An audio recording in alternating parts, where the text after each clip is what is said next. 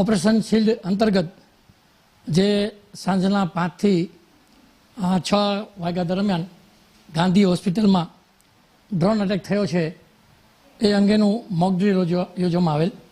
ત્યારબાદ સરકારશ્રીની સૂચના અનુસાર આજરોજ રાત્રિના 8 થી 8:30 દરમિયાન બ્લેકઆઉટ પણ જાહેર કરવામાં આવેલ. જેના અનુસંધાને સુરેન્દ્રનગર સિટી વિસ્તાર તેમજ વઢવાણ સિટી વિસ્તાર અને ધાંગધ્રા શહેરી વિસ્તાર એ ત્રણેય જગ્યાએ સંપૂર્ણપણે 8 થી 8:30 બ્લેકઆઉટ કરવામાં આવેલ.